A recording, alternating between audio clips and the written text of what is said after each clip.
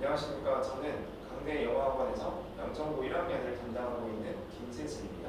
지금부터 이번 기말고사에 대한 분석 그리고 앞으로 우리 학생들이 어떻게 공부하면 좋을지에 대해서 말씀드리도록 하겠습니다. 저는 양정고 담당하고 있고요. 영어를 전공해서 지금까지 계속 영어를 가르치고 있고, 일단 영어를 가르치는 일뿐만이 아니라 우리 학생들에게 진학지도도 함께 진행해오고 있습니다. 이번 시험을 좀 말씀을 드리면, 이번 시험이 지난 시험과 약간 다른 패턴을 보이는 것이, 보통은 이제 교과서와 부교재 이외에 모의고사, 교육청 모의고사가 시험 범위로 들어갔었는데, 올해 같은 경우에는 아이들 기말고사 이후에 11월 모의고사를 보게 되는 이슈가 발생을 해서 이번 시험에서는 모의고사는 반영되지 않았습니다. 범위로. 그래서 교과서 2과, 그러다 보니까 유형독해, 부교재에서 평소보다 시험 범위로 편입되는 분량이 좀 더 늘어났죠. 여러 부분에서 발췌를 해서 시험 범위로 제시가 됐고, 전체 지문의 개수로 따지면 32지문 정도. 그러니까 모의고사 독해 한 회분보다 조금 더 많은, 이건 뭐 기존과 비슷한 정도였고요. 그 다음에 이제 외부지문. 외부지문이 올해 이번 기말고사에서는 이전에 봤던 1학기 내지는 2학기 다른 시험들에 비해서는 외부지문이 좀 큰 폭으로 증가를 했다. 이런 특징이 좀 있습니다. 선택형 같은 경우에는 보시다시피 유형독해에서 압도적으로 가장 많은 문항이 출제가 되었고요. 서술형도 마찬가지인데, 이번 시험의 좀 특징이라고 한다면 외부지문의 문항수가 이전 시험에 비해서 많이 늘었다라는 거고요. 사실 이거는 뭐 비단 이번 기말고사가 특별했던 건 아니고, 이전에 다른 학년들도 1학년 시험을 보면 그 1학기 중간부터 2학기 기말고사를 향하는 그 과정에서 외부지문의 어떤 출제 수가 점차 증가하는 양상을 볼 수 있었고, 뭐 이번에 인복지문 외부지문으로 나왔는데, 이거는 사실 이전에 2학기 기말고사들에서도 어렵지 않게 찾아볼 수 있던 모습입니다.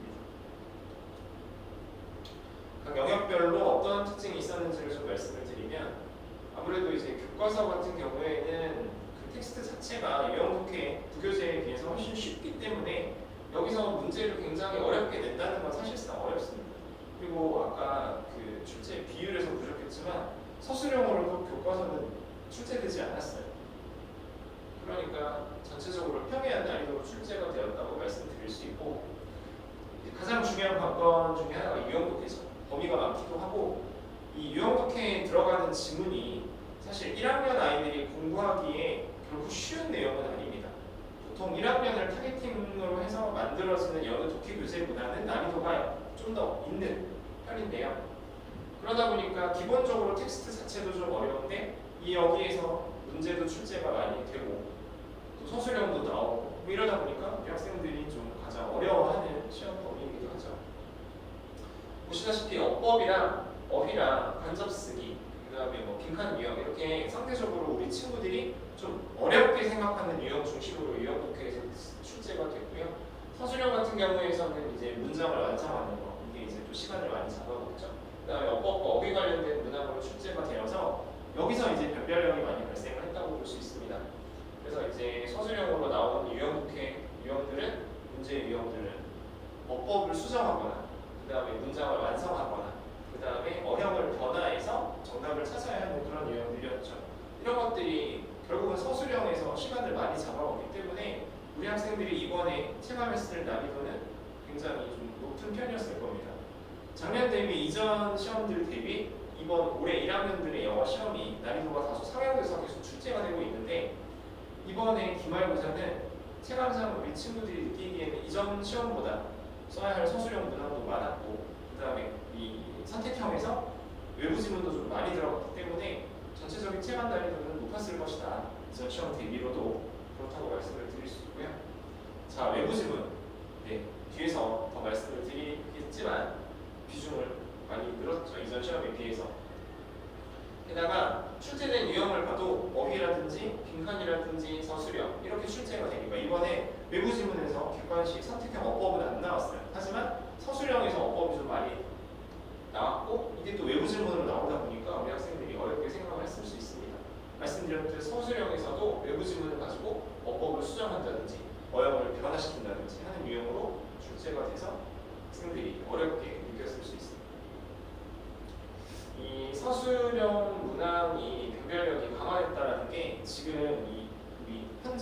친구들이 영정고 와서 시험을 보면서부터 좀 두드러지는데요. 이전 선배들의 시험의 경우에는 서술형이 이 정도의 난이도는 아니었습니다.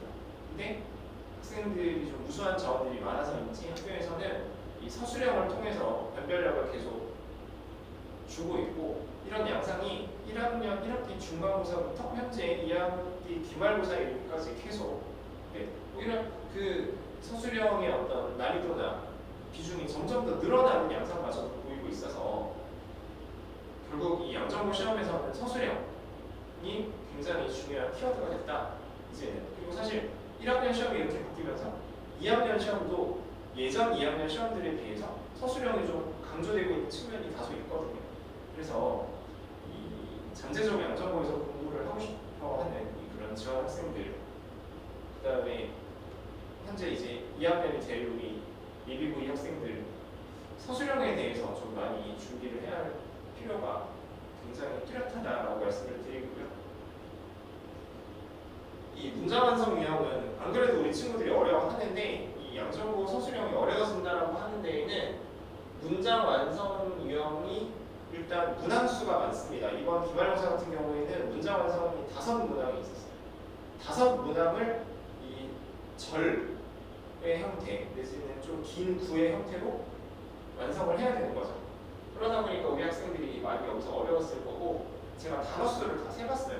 5개의 문항에서 몇 개의 단어를 가지고 영작을 해야 하는가 봤더니 53단어가 나오거든요. 근데 이 정도 되면 서술형 문장 완성 문항으로 5문제에 해당하는 거고, 사실 이 정도는 다른 어떤 학교들에 비해서도 문장 완성 유형이 문항수가 많이 나오는 겁니다. 굉장히 많이 나오는 거고, 써야 될 단어도 많고, 그러다 보면 문장 구조도 자연스럽게 복잡해지겠죠.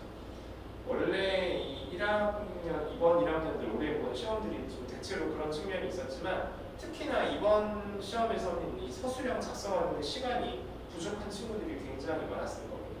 이게 시험 범위 내에 있는 것도 서술형이 결국 쉽지 않게 나오기도 했을 뿐더러 외부 지문을 통해서도 시험이 굉장히 쉽지 않게 이 친구들이 문장을 완성해야 되는 그런 것들이 있었어요. 외부 지문 문항수가 증가됐다는 말씀을 드리는데, 올해 기준으로 말씀을 드리면 1학년 1학기 중간고사는 사실 외부 지문이 하나밖에 나오지 않았습니다. 이거는 예년에 비해서도 굉장히 줄어든 그런, 예년에도 한 4문제 정도는 나오거든요. 그러다가 이제 1학기 기말, 2학기 중간에서는 5문항 정도 나왔죠. 근데 이 5문항에는 사실 순수하게 어법에 관해서만 물어보는 문항이 포함되어 있어요. 그러니까 5문항이라고 해도 체감하는 외부 지문은 실질적으로는 4문항 정도였던 거죠. 근데 이번에는 기말고사에서 실질적으로 이건 외부 지문이야 라고 학생들이 체감할 수 있는 긴 글을 탑재하고 있는 외부 지문이 총 7문항이 나왔습니다. 선택형에서 4개, 그리고 서술형에서 3개. 그러다 보니까 우리 학생들이 외부 지문이 훨씬 더 많이 크게 늘었다라고 생각을 할 수 있는데요. 사실 이전에 영정고 시험들을 보면 대개 이 시기에 보는 기말고사 정도는 외부 지문이 7, 많게는 8문항 정도 포함된 경우들이 있습니다. 그래서 전체적인 어떤 영정고 시험의 어떤 전통성을 봤을 때에는 이 정도의 외부 지문은 충분히 나올 수 있는, 하지만 우리 친구들은 어쨌든 처음 보는 시험이니까 2학기 기말고사는 말이죠. 상대적으로 외부 지문 때문에 시간이 많이 부족했다, 대신 어려웠다라고 느낄 수 있습니다. 외부 지문 같은 경우에는 이렇게 보니까 외부 지문 자체가 많이 어려운 편은 아니었어요. 예전에는 외부 지문의 수도 많고 외부 지문에 발췌되는 원문도 고3 텍스트 이런 것들이 많았는데, 이번에는 외부 지문을 아주 어려운 문항을 내지는 않았습니다. 다만 전체적인 문항수가 늘고 이게 이제 선택형, 서술형이 골고루 나뉘어져 있다 보니까 전반적으로 우리 친구들이 시간 안내에 어려움을 겪었을 거다라는 생각을 해볼 수 있었습니다. 자, 앞으로 어떻게 준비를 할 것이냐. 일단 기본적으로 시험 범위 내에서 출제되는 문제들은 거의 다 맞는다는 느낌으로 가져야 됩니다. 왜냐하면 외부 지문이 난이도가 있고 거기서 변별력이 발생하고 거기서 등급이 나뉘는 거기 때문에 기본적으로 학생들에게 공지되어 있는 시험 범위에 대해서는 정말로 다 맞는다는 느낌으로 가줘야 그 다음에 더 높은 등급 충분히 우리가 기대할 수 있는 거고요. 그러기 위해서는 지문에 대해서 완벽하게 여러 가지 각도로 분석하는 게 가장 필요하겠죠.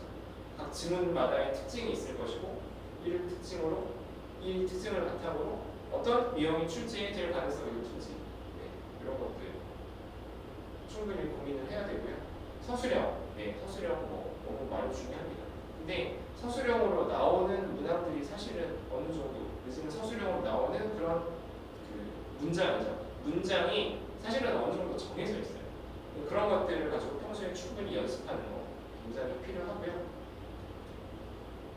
외부 지문 이야기를 안 할 수가 없습니다. 특히 어떤 건 학교에서는 대체로 다 다른 학교들도 해당하는 부분이긴 한데 평소에 어휘랑 구문 실력을 강화하고 이 지문에 대한 적응력을 충분히 키워놓은 다음에 어떤 외부 지문이 와도 사실 우리 친구들 모의고사는 굉장히 잘 보잖아요. 근데 사실 모의고사를 푼다는 느낌으로 풀면 되는 학교 내신 시험의 외부 지문도 이상하게 내신 시험에서 외부 지문이 나오면 우리 친구들이 심리적으로 휘말리는 경향들을 볼 수 있어요. 사실 굳이 그럴 필요 없습니다. 평소에 여러분들이 모의고사 씩씩하게 잘 풀어내는 것처럼 외부 지문이 나왔을 때도 우연하게 풀어내면 되는 거거든요. 물론 그러기 위해서는 어휘나 어법, 기본적인 논리 전개 구조 등에 대해서 연습이, 준비가 충분히 이루어져 있기는 해야죠. 어휘 품사 이런 것들 요즘 양정호 시험에서 특히 서술형에서 보이는 게 어형 변화를 하는 것들이 올해들어 좀 많이 나오고 있습니다. 근데 어형을 변화한다라는 건 기본적인 어법 지식도 있어야 되지만 이 어형이 유의어, 반의어, 파생어 이런 것들을 가지고 결국은 학생들이 고쳐야 되는 문제이기 때문에 기본적으로 어휘, 그러니까 말씀드렸던 유의어, 반의어, 파생어까지도 폭넓게 알고 있는 것이 굉장히 중요하다고 할 수 있습니다. 어휘를 공부를 할 때 절대 여러분들이 놓치지 말아야 할 게 품사. 이 어휘가 지문 내에서 어떤 역할을 할 수 있는지 그 품사까지도 함께 공부를 해야 하고요.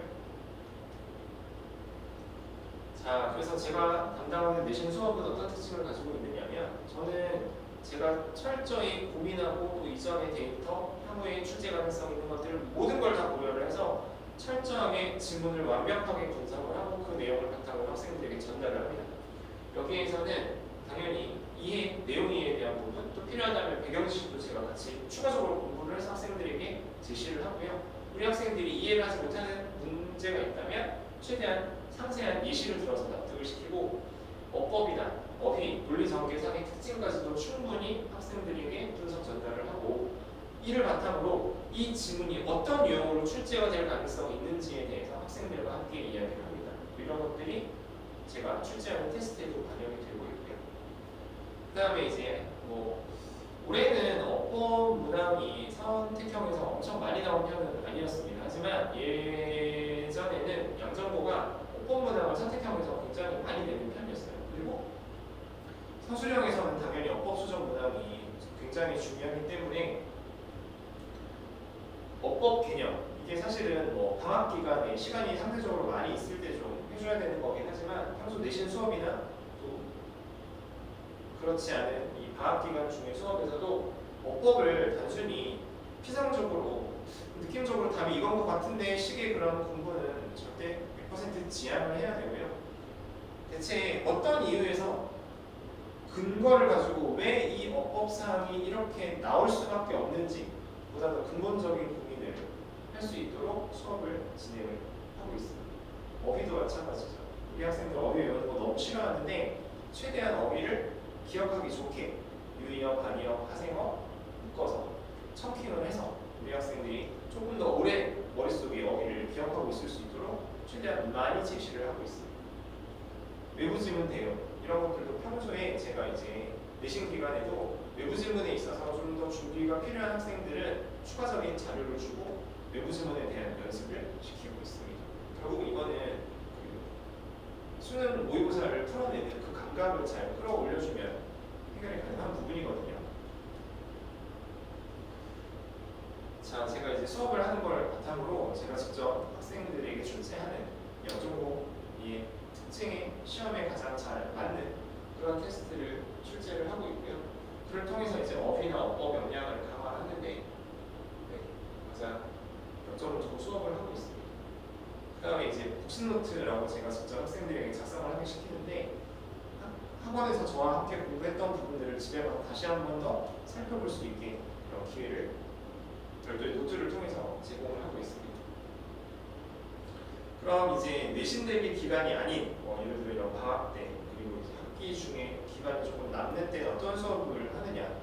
결국 고등학교 영어는 수능형으로 출제가 되고 또 우리 아이들이 계속 수능을 봐야 하는 상황에 대해 철저히 대비가 이루어져야 하기 때문에 수능에서 출제되는 문제 유형별로 어떤 특징이 있는지, 그래서 정답을 느낌으로 고르는 것이 아니라 정확하게 근거해서 정답을 찾는 연습이 평소에 이루어진다고 보시면 되고요. 그러기 위해서 가장 선행되어야 할 것이 우리 친구들이 지문을 봤을 때 주제를 찾는 것입니다. 그래서 저는 평소에 주제 찾는 연습, 학년이 낮든 높든 강조를 많이 하고 있고,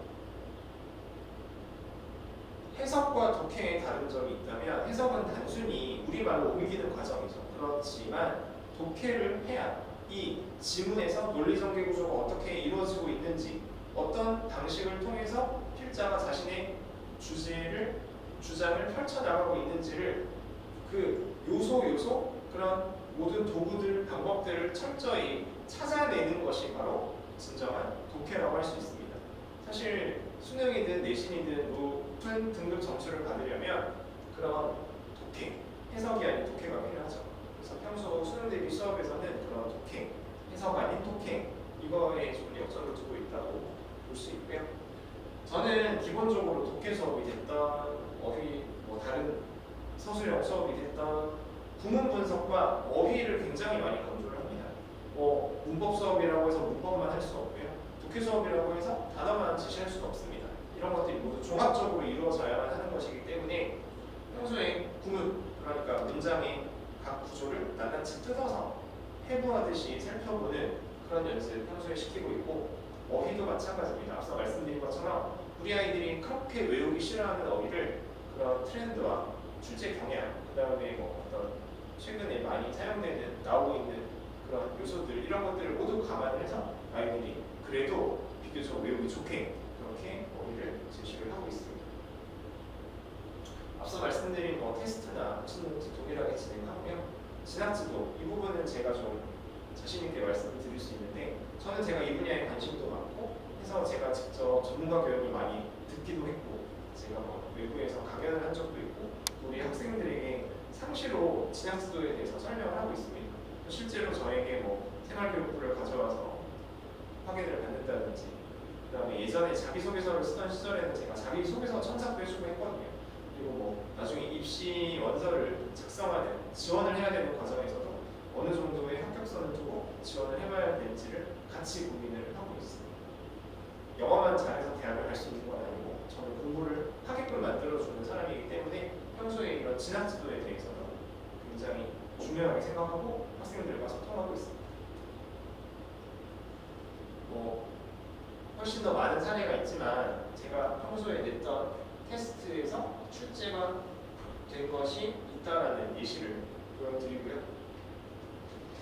이거 제가 직접 다 내는 테스트입니다. 이런 테스트를 바탕으로 학생들이 시험을 보면 당연히 공부를 하는데 도움이 되고 좋은 점수를 받을 수 있겠죠.